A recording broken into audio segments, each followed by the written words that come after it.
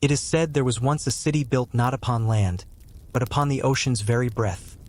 A city whose walls gleamed like seashells, whose streets shone like the scales of fish, whose lamps glowed with the oil of whales and lanternfish. At night, the city shimmered beneath the moon as though it were itself a reflection, fragile and luminous. Its people believed they were chosen by the tides, blessed to live between sky and water, where no shadow could linger. But the sea, ever patient, does not give without promise, and the city's vow was one day broken. We begin with an image. The ocean under moonlight, still as glass, the silver surface trembling with soft ripples. Beneath it, faint outlines glimmer, towers leaning sideways, gates swallowed by sand, courtyards where no feet now pass. The water moves gently, as though the sea itself is breathing the city in and out, inhaling its memory, exhaling its silence. If one were to drift across this place in a small boat and lean close enough to the water's skin, they might believe they see the city alive again, lights twinkling faintly, arches rising as if untouched by time. Myths whisper that the city did not fall to storm, nor to conquest, but to pride. Its people, who once made offerings of shells and pearls, who once sang prayers into the waves, grew careless. They raised towers too tall, drained reefs for stone, and forgot that their foundation was not rock, but water. The ocean, listening as it always does, remembered their vow, that when they ceased to honor its depths, their city would return to the tide. Some stories say the sea rose gently, not in rage but in sorrow. The water crept into the streets like a guest entering a house, quiet and certain.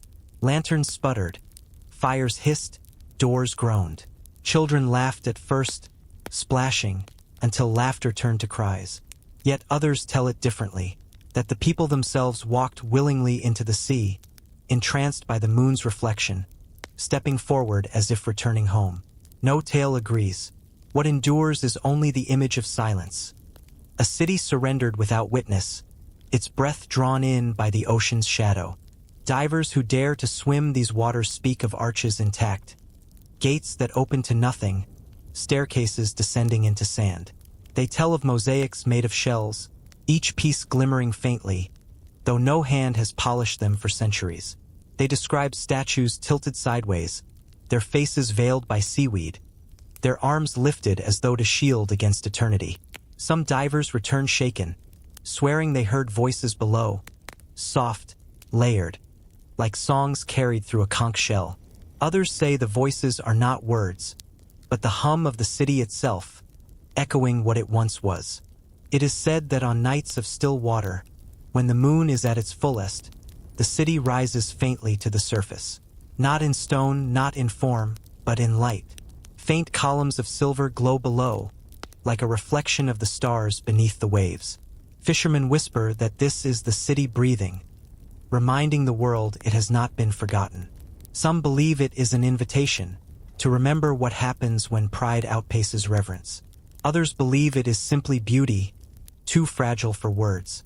The paradox of the drowned city is this: though it is lost, it continues to live in silence. Though its people are gone, their presence lingers in the breath of the tide. Perhaps it was never destroyed.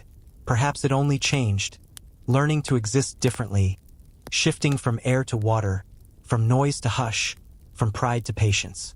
Legends tell that a pearl lies at the city's heart, a pearl the size of a throne, formed from the tears of those who sank. It rests upon a pedestal in a drowned plaza, glowing faintly, pulsing like the heart of the sea. Some divers claim to have seen its light, though none have touched it. It is said that anyone who lays a hand upon it will forget their own name, their memory dissolving into the ocean, joining the voices that hum in the depths. Yet others say it offers not forgetting, but remembering, not of this life but of countless lives before. The pearl does not guard. It waits. Travelers who pass over these waters often leave offerings: a flower, a coin, a fragment of parchment with a prayer scrawled upon it. These float briefly before the tide takes them, carrying them down to the city below. Whether the offerings are received, none can say. But those who give often speak of dreams that follow, dreams of moonlight streets, of laughter turned to song, of gates opening into calm. They wake with a quietness in their chest, as though the city has whispered to them in their sleep. Perhaps that is the city's final vow, not to vanish entirely, but to live on in dreams. For when we dream of a place we have never seen, who is to say it is not the city whispering through memory? Who is to say the breath we hear in our sleep is not the tide moving through forgotten arches, carrying voices that were never meant to be silenced? We end with an image. The ocean calm, the moon reflected, the faint outline of towers shimmering below. The water inhales, the water exhales, the city breathes on. Perhaps it was never drowned. Perhaps it only learned to rest differently. Not in stone, not in fire, not in sound, but in silence, in shadow, in the eternal hush of the ocean. And so the city remains, not lost, not gone, but waiting beneath the moonlit tide, whispering to those willing to listen, guiding them gently into the dream of sleep. It is said that at the farthest edge of an island now half forgotten, there once stood a gate that was neither a fortress entrance nor a door to a palace. It opened into nothing, or perhaps into everything. They called it the Gate of Coral and Ash. Its arch was carved from volcanic stone black as midnight, its surface veined with pale red streaks, as though fire still lingered beneath. Coral of ghostly white clung to its edges, weaving itself around the basalt as if sea and fire had bound their breath together. Those who passed through it were never seen again, and yet their footsteps were said to echo faintly on the sand for years after. We begin with an image. Moonlight falling across the shoreline, waves curling in soft foam around the gate's base. The tide hushes against the stone like an old prayer, carrying whispers of a city that once rose beyond. The gate stands alone, weathered but unbroken, half sunken in sand, its coral veins gleaming faintly in silver light. To those who drift close, the air around it feels thick, as though breath itself hesitates before crossing. It is not a barrier of iron or wood, but of silence, a threshold between the world we know and the memory of what has been lost. Whispers tell us the gate was once the threshold to a city radiant as pearl, built upon promises made to both sea and flame. It was said that the gate marked a vow, to live balanced between the ocean's depth and the fire of the earth. The people who raised it offered coral to the water, ash to the mountain, so that both would remain patient. Yet pride, as always, grew. The coral was cut faster than it could grow, the fire ignored in its rumble. When the sea reclaimed the city, the gate alone remained, half crowned with coral, half stained with ash, watching silently as the waves consumed what lay beyond. Some say those who step through the gate are not lost, but returned. They pass into the ocean's dream, walking streets paved with shells, hearing voices that hum in the current. Others believe the gate leads not forward but backward, into memory itself, into the time before the city fell, into the hush of vows still kept. A few whisper that the gate is not a door at all, but a question carved in stone. Do we belong to earth or sea, to fire or breath? And the one who enters becomes the answer. Travelers who camp near the gate speak of strange visitations. At night, they hear footsteps on the sand, though no one passes. Some wake to find coral fragments laid at their side, as though placed gently by unseen hands. Others speak of dreams of luminous towers beneath the waves, of ash raining softly like snow, of voices chanting in a language they do not know but somehow understand. The dreams do not frighten. They quiet like lullabies remembered but never sung. The paradox of the gate is this. Though it opens onto nothing, it feels like an invitation. Though it leads nowhere, it beckons. Perhaps it was never meant to take the body, only the breath. Perhaps to stand before it, listening to the tide, is to cross already. It is said that once every century, when the moon rises red over the sea, the gate glows faintly. The coral gleams white as bone, the basalt deepens into blue fire, and for a few hours the arch hums with sound, a low vibration, like the hush of waves heard from beneath. Some claim that those who step through in such a night vanish entirely, not into water, not into earth, but into silence itself. No cry, no splash, no trace. Only footprints leading up to the arch, fading into the sand. And yet the gate endures. Storms have struck, waves have clawed at it, the reef has grown and receded, but it stands as it always did, as though rooted not in stone but in vow. Those who touch it say it is warm, as if fire still stirs within. Others feel it cool as bone, carrying only the memory of coral. Perhaps it is both, holding the balance it was carved to keep. We leave with an image. The tide curling gently at its base, moonlight painting coral white, basalt black, the gate itself rising like a question against the horizon. Perhaps it was never meant to lead anywhere. Perhaps it was built only to remind us that some thresholds cannot be crossed with feet, but only with listening. And so the gate of coral and ash remains, a doorway into silence, waiting beneath the moon, where memory lingers like breath over the ocean's shadow. It is said there was once a library at the edge of the ocean, a sanctuary of driftwood, cedar, and stone, where monks, wanderers, and seekers came to lay their prayers in ink. But unlike any other library, its scrolls were fragile beyond measure. They were not meant for eternity.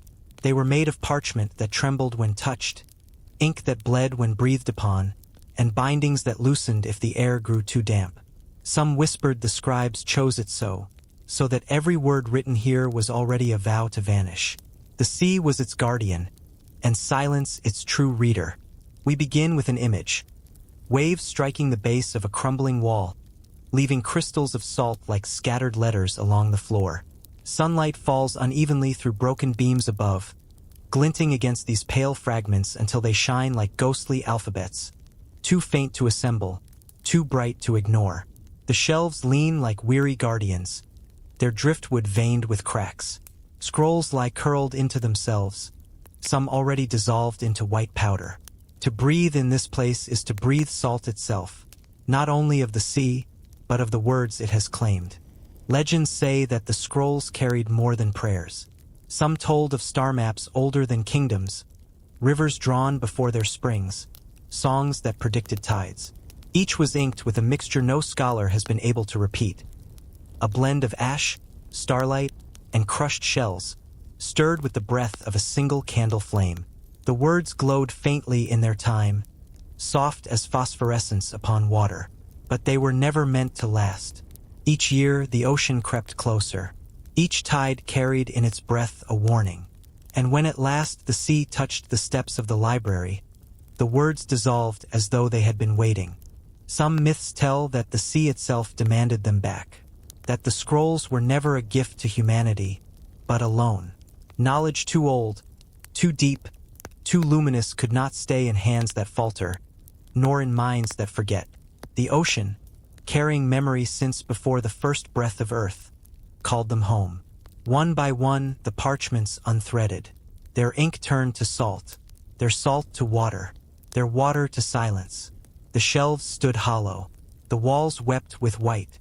The library vanished, not in fire, not in ruin, but in dissolution, word by word, page by page, breath by breath. Even now, those who wander the ruins swear they hear the sound of turning pages when the tide draws near. Some say it is only the hiss of foam against stone, but others place their ear to the salt-streaked walls and swear they hear whispers, fragments of sentences, unfinished hymns, syllables dissolving before the ear can grasp them. Not knowledge enough to hold, only enough to remind. Fishermen who cast their nets nearby sometimes return with strange treasures, pieces of parchment that crumble the moment they dry, leaving only salt across the hands. A few claim to have found pearls with letters etched upon their surface, as if the sea itself had preserved fragments of the texts within its own body. The pearls vanish just as quickly, dissolving back to water within days. None remain. None are meant to. The paradox of this library is not that it was lost, but that it was built to be lost. Every scroll carried not permanence, but surrender. Perhaps the scribes knew what we do not, that eternity does not belong to words, but to silence. That knowledge cannot be owned, only borrowed, like a shell pressed to the ear. It is said the last librarian remained as the sea rose.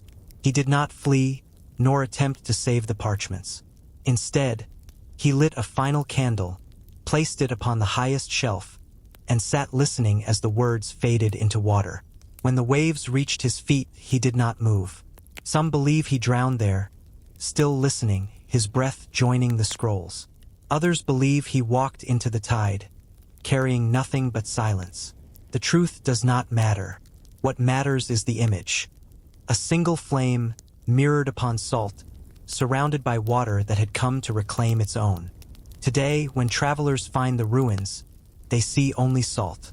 Columns encrusted with crystals, beams collapsed and white with decay, floors shimmering with powder. And yet, at sunset, when the light strikes the crystals at just the right angle, it seems as though the walls themselves are writing lines of fire across pale salt, words forming and vanishing faster than the eye can follow. Some say this is the library still speaking, but in the only language it can now bear: light, fleeting, and dissolving. Perhaps the library was never a place of knowledge as we understand it. Perhaps it was always a temple to forgetting, teaching that what is sacred is not what remains, but what passes. The words that crumble, the prayers that fade, the pages that dissolve, all remind us that memory is not eternal. Only the sea endures.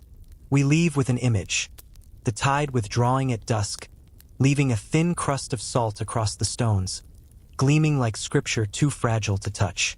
The sound of waves drifts into silence, like a page closing without weight. Perhaps the words were never meant to be read. Perhaps they were meant to be lost, whispered only into the ear of the ocean, carried forever in the hush of its breath. And so the library that melted into salt remains, not in walls, not in scrolls, but in the rhythm of waves and the shimmer of crystals. A scripture written only for silence to keep. It is said that in a coastal city long vanished, the measure of time was not counted by the sun alone, nor by shadows stretched upon stone, but by bells. Each bell, cast in secret alloy, was forged to carry a voice deeper and farther than any ordinary chime. Some claimed fragments of fallen stars had been folded into their bronze, others that dust from crushed shells was mixed into the fire, so that their sound might carry both the weight of heaven and the breath of the sea. When they rang, the air shivered with harmony, and even the tides seemed to pause in their rhythm. We begin with an image. A harbor at twilight, waves breathing slowly against the shore, and faint, almost inaudible notes trembling upward through the water. The city that once stood above is gone, dissolved into the ocean's shadow. Yet divers and sailors speak of hearing them still, bells tolling far beneath, their echoes soft as a dream. No metal remains, no towers stand, yet sound endures, fragile and eternal, suspended in the water's hush. Legends tell that the bells were not meant merely to mark the hours, but to guard them. Each chime was said to fold memory into silence, keeping time not as a measurement but as a vow. To hear them was to be reminded that every moment passes, every tide returns, and nothing endures without change. When the waters rose, the bells sank with the towers. Yet their sound did not drown. Instead, it slipped into the ocean, as though the sea itself agreed to carry their voices forward. Fishermen speak of casting their nets at night and pausing when the water hums faintly. Some say the sound comes like a lullaby, soft, repetitive, almost too gentle to notice. Others claim it is deeper, heavy with sorrow, as if the bells mourn what has been taken. A few insist the tone is neither mourning nor song, but something in between, an echo of time itself, reminding us of what was lost without ever saying what it was.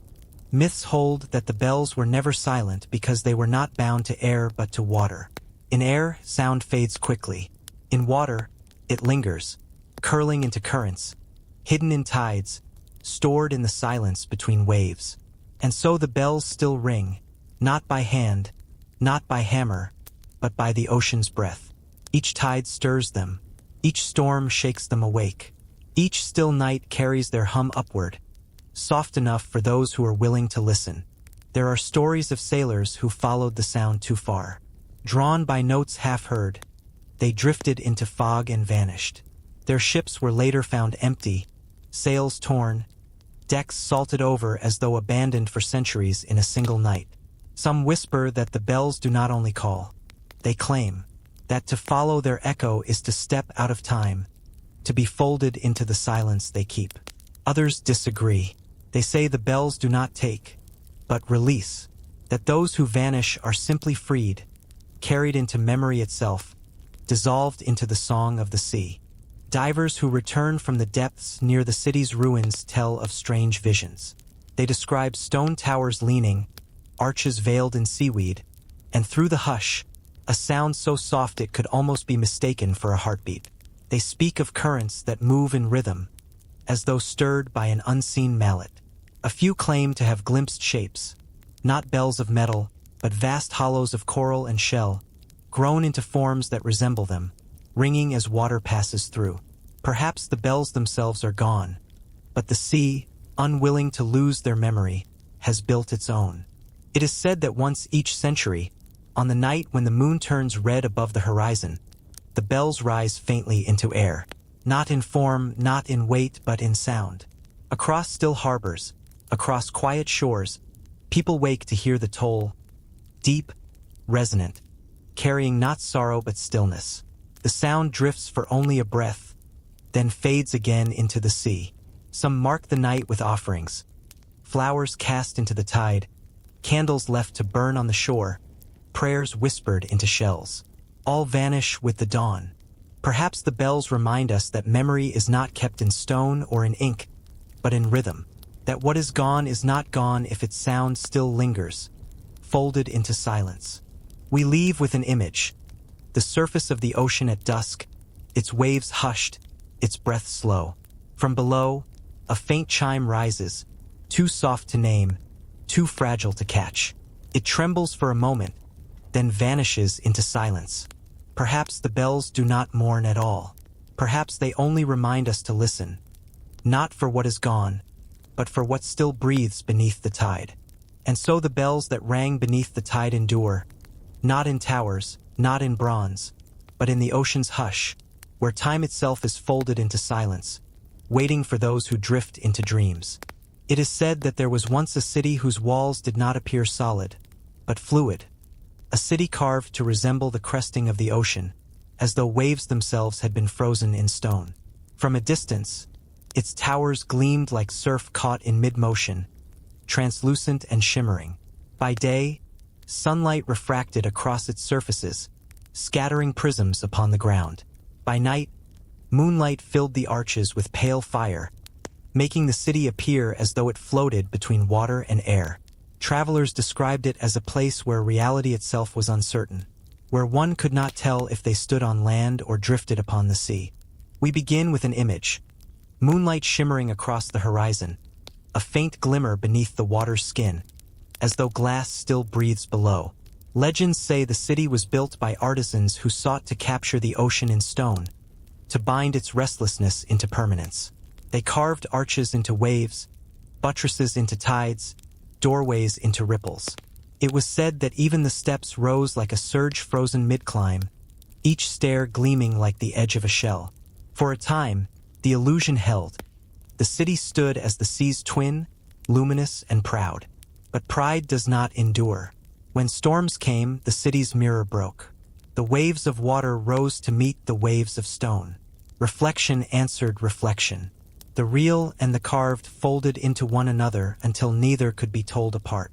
And when the sea withdrew, the city was gone. Not shattered, not destroyed, but dissolved into the very image it had sought to bind. Some myths whisper that the city was not drowned but chosen. The ocean, seeing itself in stone, reached upward and claimed it as its own. Others tell that the city simply forgot which it was, water or stone, and when the storm passed, it chose water. Its walls did not fall, they flowed. Its arches did not collapse, they melted. What remains now is not ruin but shimmer, a faint glint beneath the surface, like moonlight caught below glass. Divers who searched the site return with strange tales. Some claim they saw entire streets intact, rising like waves frozen mid-motion, though when they reached to touch, their hands passed through only water. Others describe doors that open into nothing, stairways that ascend into current, balconies that dissolve into light. None can bring proof. When they rise again to the surface, they find their memories uncertain, as though the city itself erases clarity, leaving only the impression of shimmer and echo. It is said that on nights of still water, when the moon is full, the city rises faintly in reflection. Not upon the shore, not upon the horizon, but upon the surface itself. Look too long and you may see towers trembling like waves about to break. Blink and they are gone. Fishermen refuse to gaze into the water on such nights, fearing they might forget which world they belong to. Some tell of boats drifting too close and never returning, as though the sea simply folded them into its glass. Yet the city leaves no grief in its memory. Those who dream of it speak not of sorrow but of awe. They say the city comes not to warn, but to remind, that nothing is permanent, not even stone, that everything we build eventually becomes reflection, shimmering for a moment before dissolving back into the sea of time. Perhaps the city of glass waves was never meant to endure. Perhaps it was built as an offering, not a fortress of pride, but a sculpture of surrender, giving the ocean what it already owned. Its beauty was its impermanence. The strength was its fragility. Its truth was that it could not last. We leave with an image. The sea at dusk, calm, silvered by moonlight. For a moment, faint outlines appear beneath the surface. Arches rising, towers gleaming, steps caught mid-surge. Then the water shifts, the shimmer scatters, and the vision is gone. Perhaps the city did not vanish at all. Perhaps it only returned to its truest form. Not stone, not ruin, but reflection. And so the city of glass waves remains, suspended between memory and dream, its shimmer a lullaby whispered by the tide, a vision meant not for eyes to hold, but for hearts to carry into silence. It is said that in the deepest folds of the ocean, far below where sunlight dares to wander, there lies an archive not built of stone or wood, but of pearls. Not the luminous jewels traded by merchants, but pearls that hold whispers. Each one, they say, carries the memory of a word once written, a prayer once spoken, a story once sung. To press such a pearl to the ear is to hear fragments of vanished histories, the sea releasing syllables it has kept hidden for centuries. We begin with an image, a seabed glimmering faintly in twilight green, as though stars had fallen and lodged themselves into sand. The water moves slowly, heavy with silence. Among the shells and corals, clusters of pearls glow faintly, their surfaces catching the dim light like moons scattered upon the ocean's floor. They do not shine with vanity but with secrecy, their beauty soft and quiet, as if inviting not the hand, but the ear. Legends tell that these pearls were once scrolls. They say that when the libraries of coastal cities dissolved, when ink bled into tide and parchment melted into salt, the ocean refused to let the words vanish. Instead, it folded them inward, pressing them into roundness, layer upon layer, until every word became breath sealed in nacre. Each pearl is a syllable of memory, a prayer given a body of silence. Together, they form not a library of walls, but a library of light hidden beneath the sea. Divers who stumble upon this place return with eyes wide, though their voices falter. They describe faint whispers when their fingers brushed the pearls. Not words they could repeat, but feelings pressed into sound. Some swore they heard a lullaby, though no language was known to them.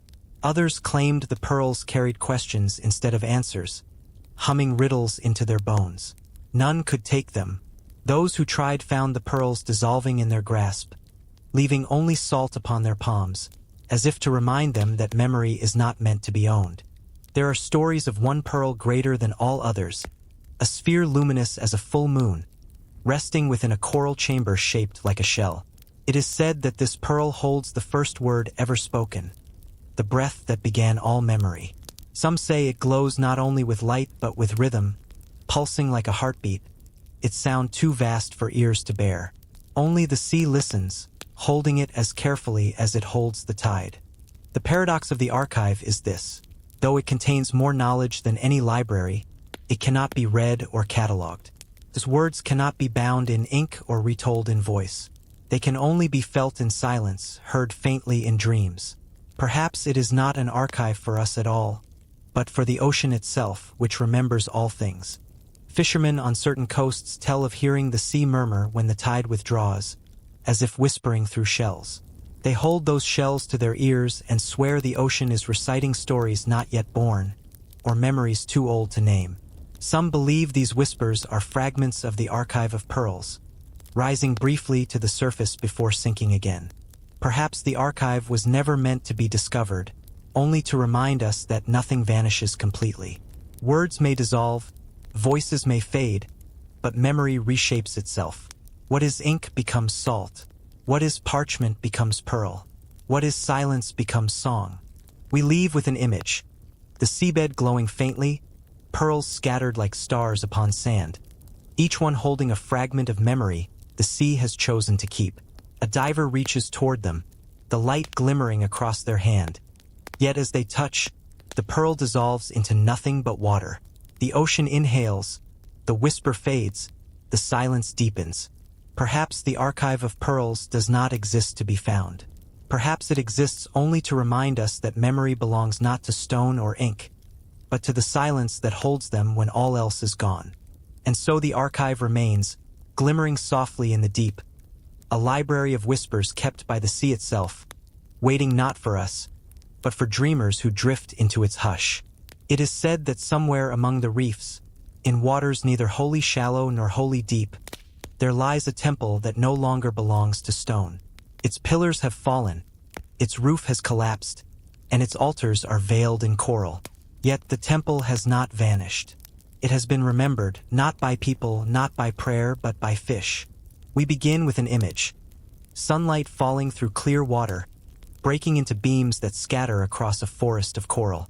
Schools of silver fish drift in the shafts of light, moving together in spirals, in circles, in sudden formations that seem too precise for chance.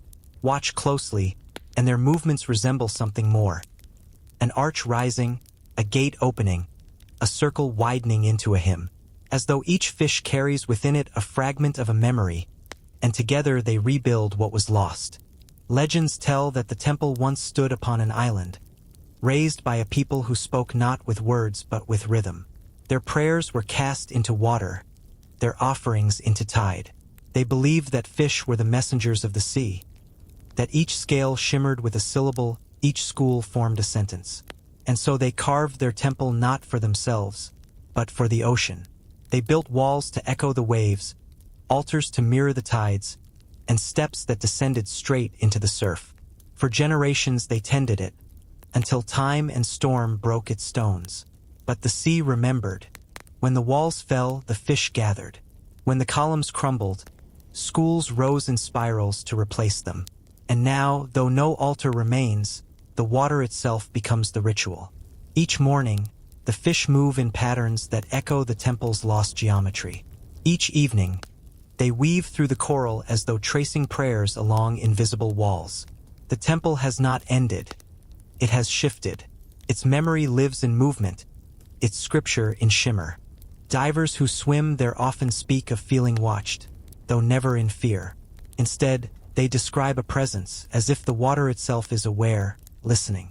They tell of fish forming sudden gates around them, encircling them in spirals before releasing them gently back into the current.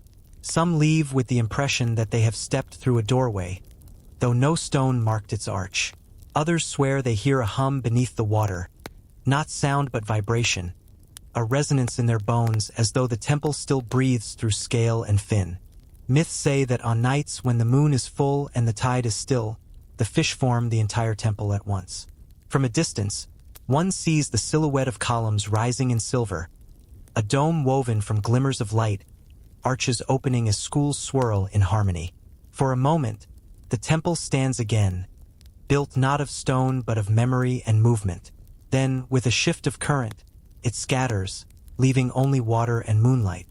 The paradox of this temple is that it endures not in permanence but in repetition. It does not exist in stone, but in rhythm. Its memory is alive, shifting, impossible to hold, yet truer than walls that crumble. Perhaps this is the lesson the temple offers, that what is sacred is not what stands unmoving, but what continues in motion, breath after breath, tide after tide. Fishermen tell of catching glimpses at dawn, entire schools flashing like silver columns, vanishing the moment the nets draw near. They leave the waters untouched, for to harm the fish would be to break the temple's prayer. Instead, they bow their heads and let the sea feed them elsewhere. We leave with an image: a diver floating in still water, surrounded by a circle of fish. Their bodies shimmer like fragments of starlight, weaving in patterns that suggest walls unseen. For a breathless moment, the diver feels enclosed in a sanctuary, though no stone surrounds them. Then the fish scatter, and the water is empty once more. Perhaps the temple was never meant to remain in stone. Perhaps it was always meant to live in memory, carried not by walls but by scales, not by silence but by shimmer.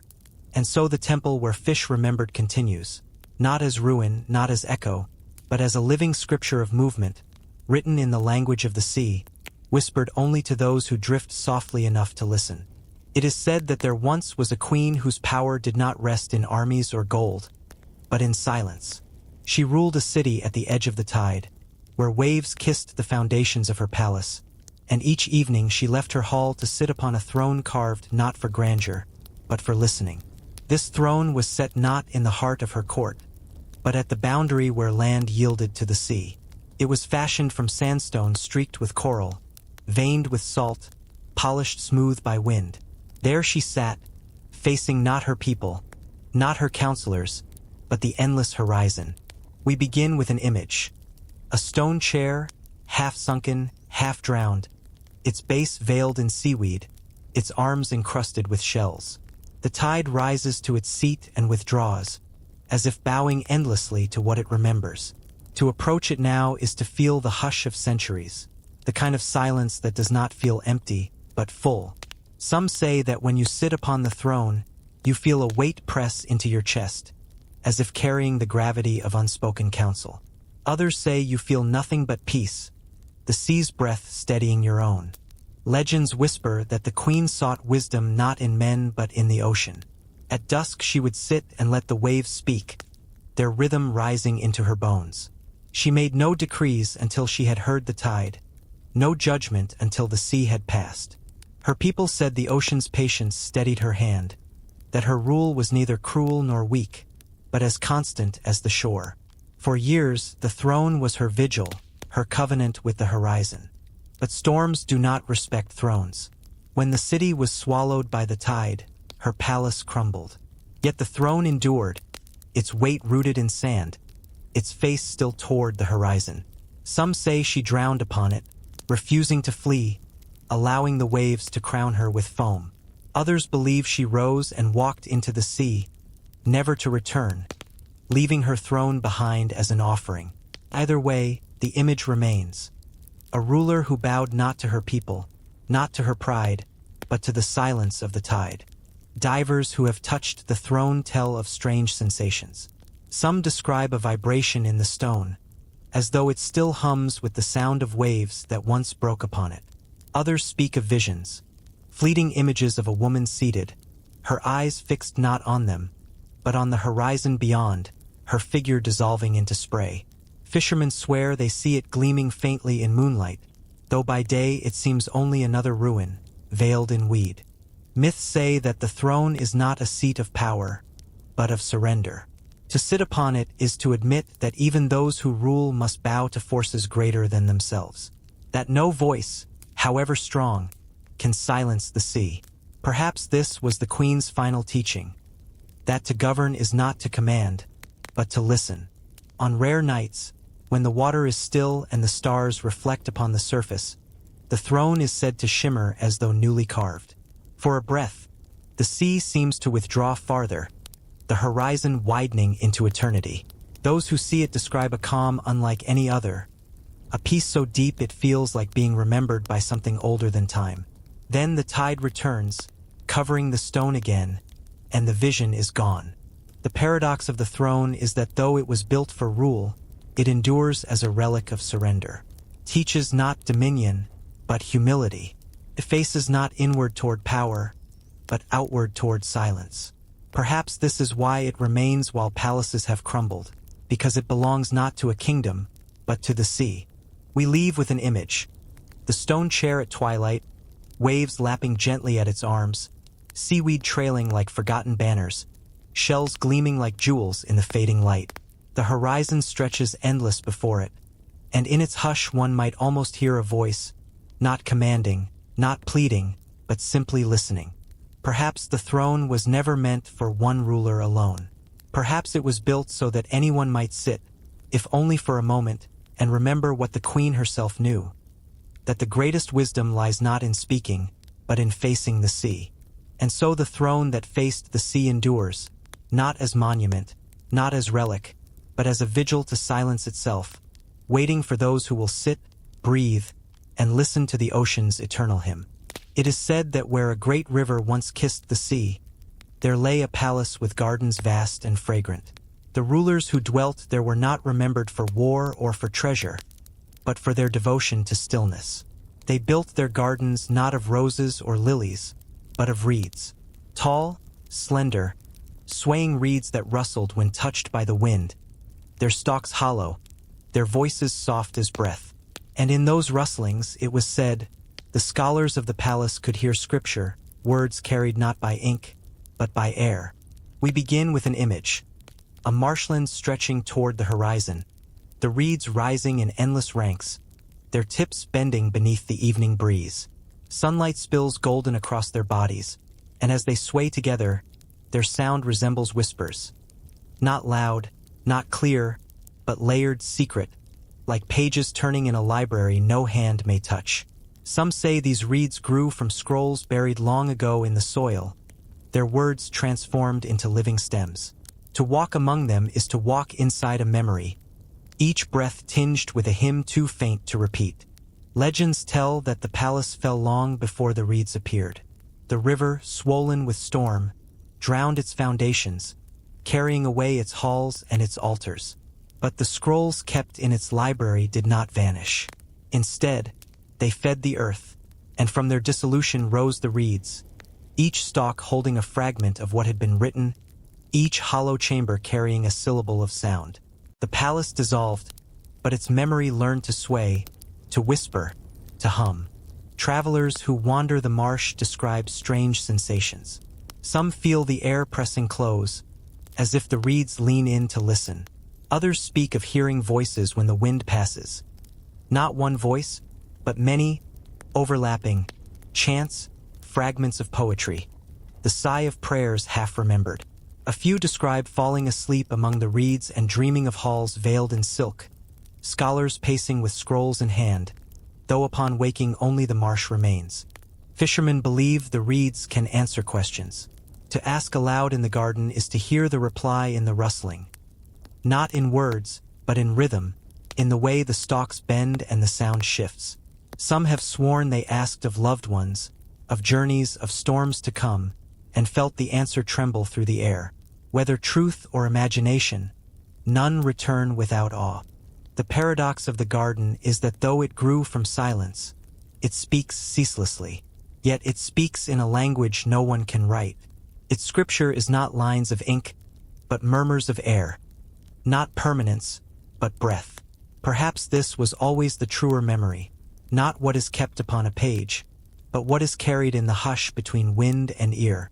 On nights when the moon is high and silver spills across the marsh, the reeds sway without breeze. Their sound deepens, low and harmonic, as if the earth itself is exhaling. Some believe this is the garden remembering the palace in full, not as ruin, but as dream. For a breath, one might hear the faint echo of music, a hymn woven of reeds, stars, and silence. Then the sound fades again into the wind. We leave with an image, endless reeds bowing in twilight, their whispers layering into a hymn too fragile to repeat. A traveler stands still among them, eyes closed, the sound filling not their ears but their breath. Perhaps the garden was never meant to reveal its scripture fully. Perhaps its truth is only this, that memory, like a reed, bends but does not break. It shifts with wind, with water, with time. Yet still it stands, still it whispers. And so the garden of silent reeds endures, not as palace, not as ruin, but as a hymn of air rising forever from the soil of memory, reminding us that silence itself is never empty, only waiting to be heard. It is said that once, sailors carried a map unlike any other, a chart not only of lands already known, but of rivers yet unborn, of tides not yet measured, of coasts still waiting to be shaped by the hand of time. It was drawn, they claimed, in spirals and curves that mimicked the ocean itself, more poem than parchment, more riddle than record. No compass was needed to follow it, only the willingness to trust its rhythm. For each line was said to be alive, flowing and reforming like the tide it sought to capture. We begin with an image, a fragment of parchment drifting beneath the waves, its ink blurred into tendrils that resemble seaweed, its surface softened into translucence. It dissolves slowly, as though exhaling its last breath. Legends tell that the map was lost when its ship, heavy with treasure, was claimed by a storm. Some say the vessel shattered upon hidden reefs, others that the sea rose deliberately, pulling it down into the abyss. When the wreck was found, centuries later, no trace of the map remained. Only salt stains upon splintered wood, marks that resembled faint spirals, vanishing as the tide withdrew. Yet sailors speak of glimpsing it still, not upon parchment, but upon water itself. On quiet nights, when the sea lies flat as glass, strange patterns form in foam and tide lines. Arcs that resemble coasts, curls that echo rivers, stars reflected above aligning with shapes below. To those who have seen it, the ocean itself becomes a map, folding and unfolding, offering directions to places not yet named. They return changed, unable to describe fully what they saw, their words dissolving into silence, their eyes carrying only wonder. Some myths whisper that the map was never meant to be read at all, but to be listened to, that its spirals echoed the breath of the sea, its curves mirrored the pulse of the moon.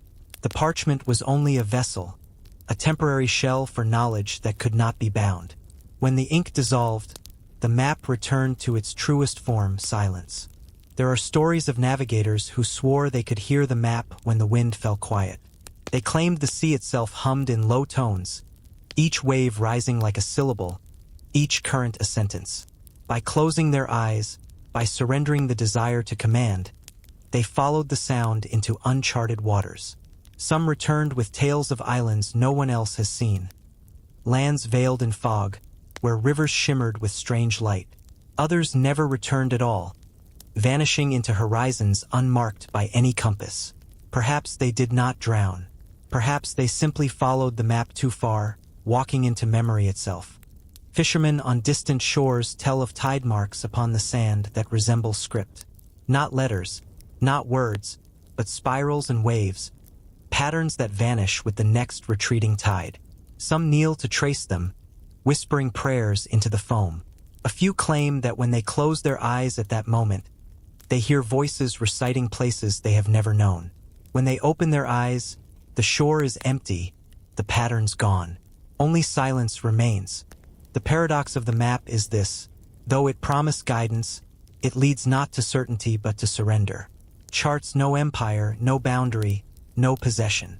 Instead, it asks those who hold it to let go, to follow water into silence, to accept that the journey matters more than the shore.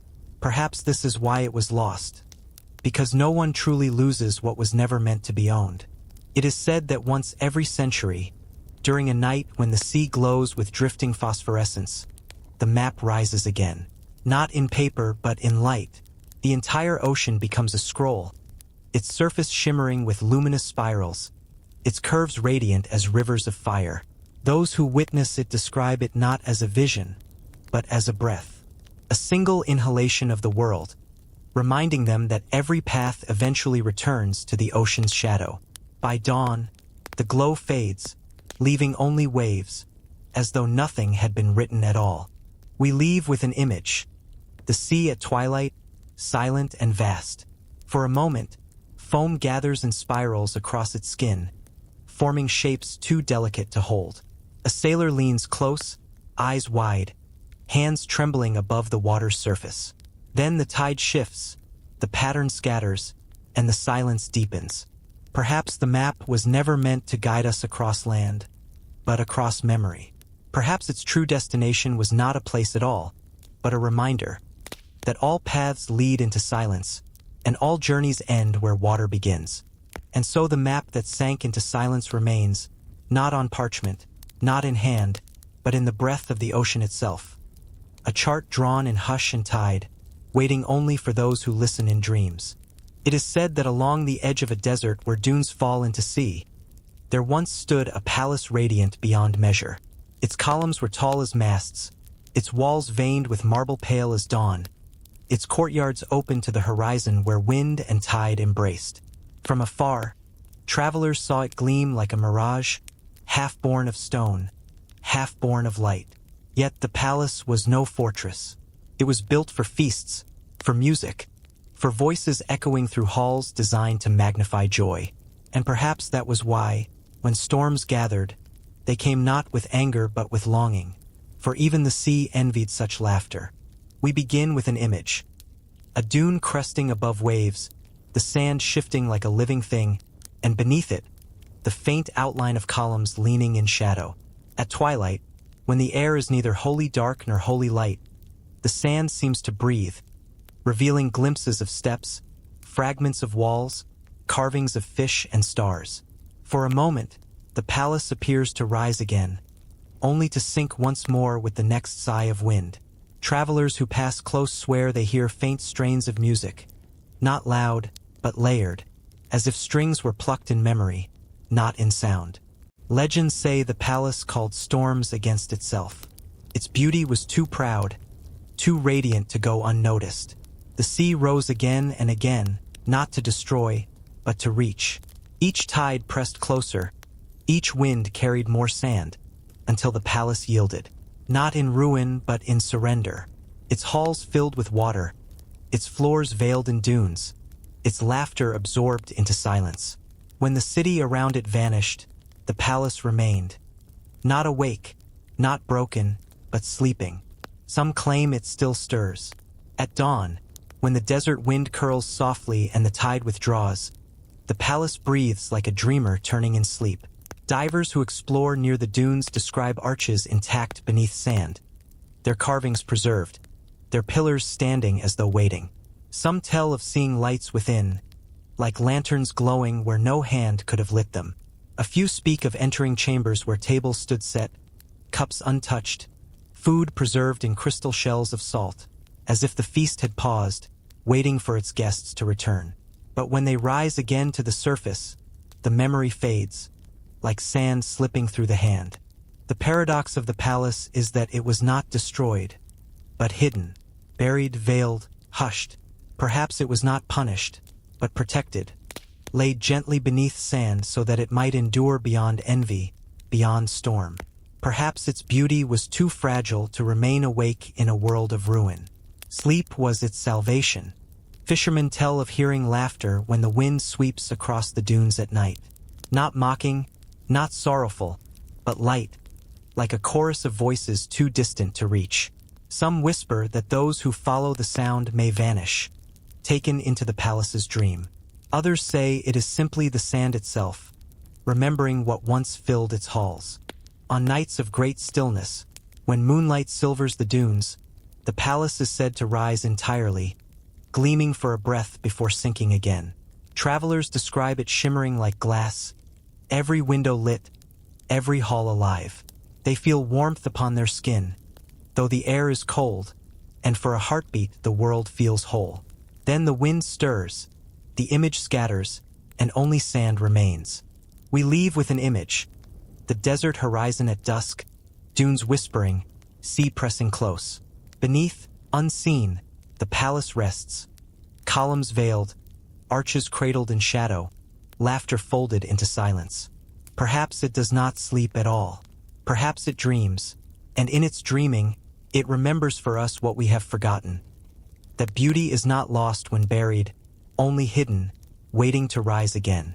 And so the palace that sleeps in sand endures, not in ruin, not in memory, but in the hush between wind and tide.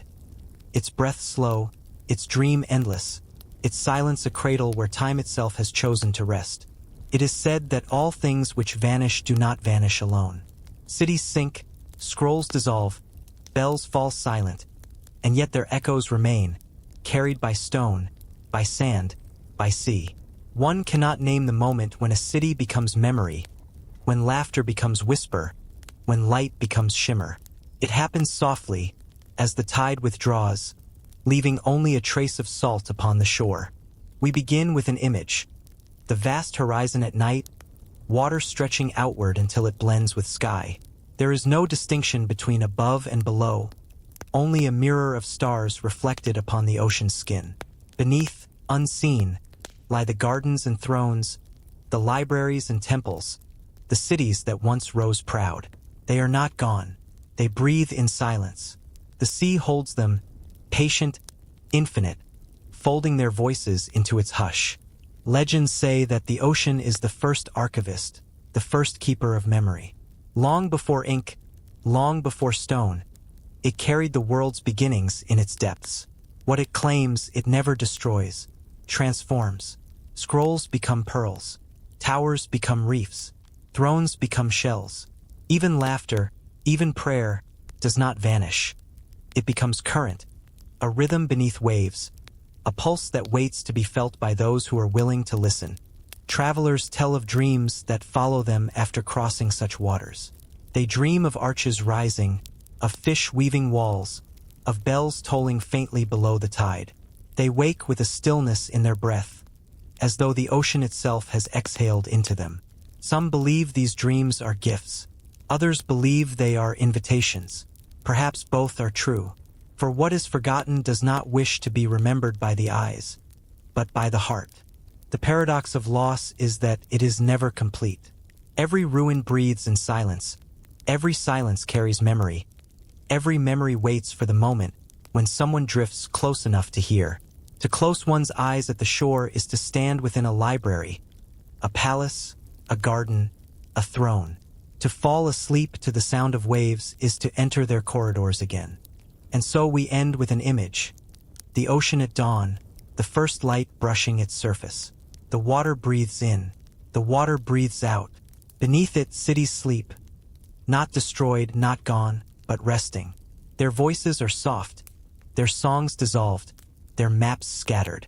Yet they remain, folded into the ocean's shadow, carried in silence.